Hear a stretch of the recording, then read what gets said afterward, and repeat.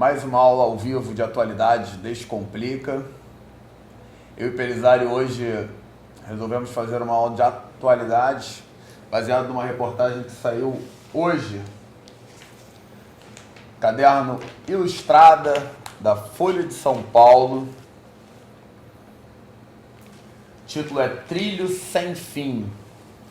Inovador nos tempos, na composição rítmica e no design, disco Expresso 2222 ganha reedição. Bom, assim como o disco do Gilberto Gil, né, que é um clássico da música popular brasileira, frequentemente tem saído uma série de reportagens, tanto na Folha de São Paulo quanto no Globo, em outros jornais, falando da reedição de discos. Na década de 70, na década de 60, né, existem pesquisadores que estão reeditando aí selos, em selos menores, estão reeditando discos clássicos, diversos momentos da música popular brasileira. E aí a gente resolveu fazer essa aula de atualidades hoje, aproveitando aí essa coisa da retomada de alguns discos que marcaram a época, para fazer um pouquinho da história do Brasil, né, a evolução do Brasil, a história do Brasil, a formação do Brasil, retratada por essas músicas, por esses discos que marcaram a época. Então eu acho que assim, a ideia é a gente não vai pegar lá desde o início, né, Brasil Colônia, Império, vai pegar o Brasil República, né, o início ali da chamada República, Nova República não, é República... A República Velha, a República do Café com Leite. Café com Leite, né, o finalzinho, com a passagem aí pro período do Getúlio Vargas, para daí em diante a gente chegar até os dias atuais. Falar um pouquinho, porque na verdade a gente até vai dar uma pincelada, vai falar um pouco, né, do contexto internacional, mas aí quando a gente fala de atualidade, né, de história junto com geografia, fica difícil fugir da questão Brasil, né, até porque aparece muito a nossa prova do Enem, nos vestibulares de uma forma geral, aparece demais, né, República, e aí são temas muito, muito frequentes, né, e aí é uma coisa que aparece muito na prova, trecho de música, toda hora aparece trecho de música, né, e aí o aluno, se já conhecer, já tiver a noção daquele momento, o que significa aquilo, qual era a conjuntura, fica muito mais fácil, você já entra na questão aí com a chance muito grande de estar acertando. Né? Então, por isso que a gente pensou nisso aí. Um assunto que a gente gosta também é música, né? O professor Maurício Martins gosta muito de música também, o cara que tem um gosto muito apurado para música. Inclusive, roubei várias músicas do computador dele para colocar, né, no meu celular e poder ouvir de vez em quando no carro, no engarrafamento. Não é isso, professor? Muito obrigado pelas músicas que você me cedeu. Na verdade, eu peguei sem ele saber, mas eu sei que ele ia me passar assim mesmo.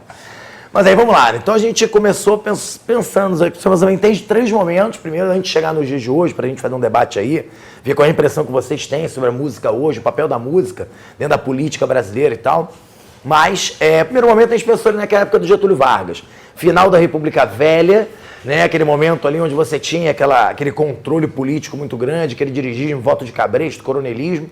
E nós tivemos grande produção cultural criticando isso daí, né, criticando até citou uma citando uma música de Noel Rosa, não é? Eu tava lembrando, assim, esse é um momento, né, em que, assim, o Rio de Janeiro é a capital, né, o centro dos acontecimentos que estão acontecendo no Brasil naquele momento, né.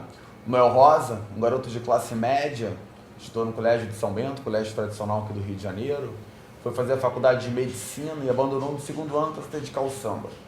E nas palavras do Antônio Carlos Jobim, talvez um dos maiores músicos que esse país já tenha tido, o Noel foi o cara que mais retratou, foi o melhor retrator esse dia a dia da cidade do Rio de Janeiro, que retratava, na verdade, os acontecimentos do país, né? Aquela coisa assim, da vadiagem, dos homens pela rua, os bares, o tempo inteiro mostrando essa vida cotidiana da cidade do Rio de Janeiro e contestando algumas coisas. E aí a gente lembrou aqui, a gente estava lembrando de uma música do Noel que mostra essa passagem, né, o início, aí, a passagem da República Velha do governo do Vargas, né? Aquele momento, uma música que falava, eu não me lembro o nome da música agora, mas que fala assim: São Paulo dá café, Minas dá leite e a Vila Isabel dá samba. Quer dizer, a coisa ele pode explicar melhor, né? Mas a coisa de São Paulo como centro aí da cafeicultura, que é o centro econômico do país naquele momento, né? Um espaço sendo organizado em função da atividade cafeicultora, que era a base da economia nacional, e esse espaço sendo organizado em função do café, com a construção de ferrovias que permitiam que esse café se expandisse cada vez mais para as áreas do interior de São Paulo, em direção ao Planalto Ocidental Paulista, em direção ao oeste de São Paulo, aquelas amplas terras de Planalto, né, terras planas, onde o solo de terra roxa tornava possível esse café crescer, se expandir, os cafezais produzirem bastante, as ferrovias possibilitando essa expansão cada vez mais para o interior, ligando esses cafezais ao porto de Santos, que era o porto por onde esse café era exportado, e possibilitando a acumulação de riquezas para o país. Então, assim, São Paulo dá café. Por outro lado, Minas dá leite. O Pelizari pode falar um pouquinho. Primeiro eu queria lembrar que ainda bem que o São Maurício é professor, né? Porque se ele levasse a vida cantando, ia ser bastante... ia ser bastante... Depois você vai pedir outra e eu não vou cantar. Não faz isso não, é brincadeira. Cantou direitinho, não foi, gente? Eu fiquei até com os dedinhos aqui, assim, vocês acham que não ia pegar. Não é marchinha de carnaval, tá? Desculpa então. Bom, vamos lá. Na verdade é que essa concepção de Minas Gerais também, quando a gente fala de produto de café com leite, tem que tomar cuidado com isso também, que a gente fica assim, Minas só era importante porque produzia leite. Isso não é verdade. Minas entra nesse jogo político porque é produtora de café. Né? Então entra nessa jogada porque é produtora de café. Tem uma economia muito mais diversificada? Tem. Então tem uma empresa gigantesca, né, de laticínios? Tem. Então aí a gente acaba falando dessa República do Café com leite, mas na verdade a gente sabe que o que vai fazer com que Minas Gerais sente nessa mesa de discussões e faça parte da política de valorização do Convênio de Taubaté de 1906, né, onde São Paulo, Rio de Janeiro, Minas Gerais sentaram à mesa para discutir, é porque eles produzem café. Né? Então, porque o café que é o grande produto, o café que correspondia a 70% da pauta de exportação brasileira naquele momento. Tá? E aí o interessante que a gente, né, que vocês percebam, é exatamente essa transição de uma economia que era focada na questão agroexportadora para uma economia que passa gradativamente na era Vargas, com uma política de industrialização feita pelo Vargas, a se preocupar com também os trabalhadores urbanos. Então, essa questão de se preocupar com o trabalhador urbano joga a ideia de welfare state, política de bem-estar social, Getúlio Vargas gerando um processo de industrialização e uma política baseada nessa mão de obra operária, baseada nesse trabalhador urbano, gera também um novo tratamento com esse trabalhador. Então, quando aquilo que a Ângela de Castro Gomes chama, né, uma historiadora da UF, chama do trabalhismo, quase que substituindo o termo populismo, ele é um termo bastante frágil, né? Ela vai trabalhar essa ideia. O que é o trabalhismo? Esse tipo é um governo carismático, mas é um cara que vai se apoiar nessas massas trabalhadoras.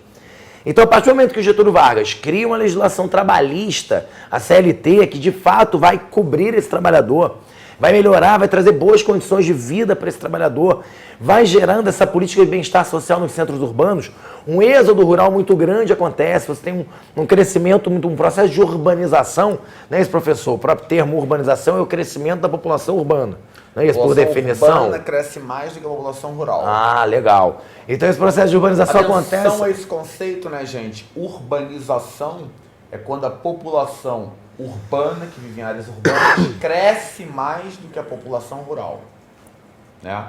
E o principal fator para a urbanização é o êxodo rural. Não é o único, não confundam.